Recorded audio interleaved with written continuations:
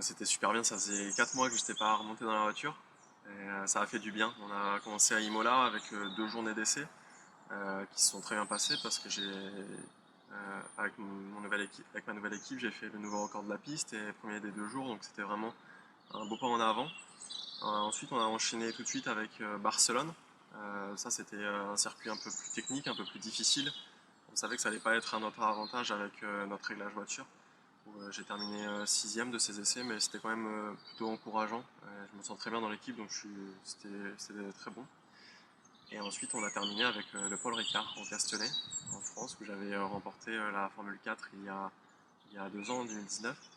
Et là, les essais ont été plutôt bons. Je termine 3ème des 2 journées. Donc je suis très content des progrès qui ont été faits pendant l'hiver.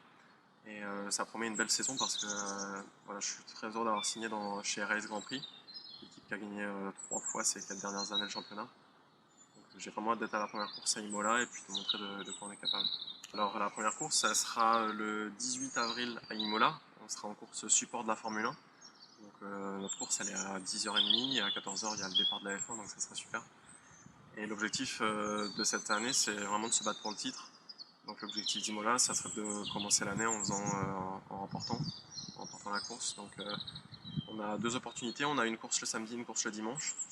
Donc 2 opportunités de gagner les 2 courses. Donc voilà, j'ai vraiment hâte d'être en piste et de voir ce qu'on peut faire. Alors cette année on a 10 meetings, 10 meetings avec 2 courses à chaque fois. Donc au total on aura 20 courses, 20 opportunités de marquer de gros points. Et on n'a que des circuits de Formule 1, donc c'est vraiment un super championnat avec de très belles écuries aussi, parce que ça sera une première dans l'histoire où on sera à plus de 30 pilotes. Il y aura 32 voitures en piste cette année. Donc dans les rues de Monaco, ça va être quelque chose d'assez extraordinaire, je pense.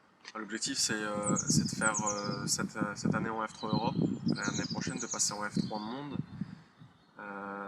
faire une année en F3 Monde, 2 années en F2 et puis d'aller en F1. Donc on va dire que l'objectif, ça serait peut-être d'accéder à la Formule 1 en 2025 ou 2026.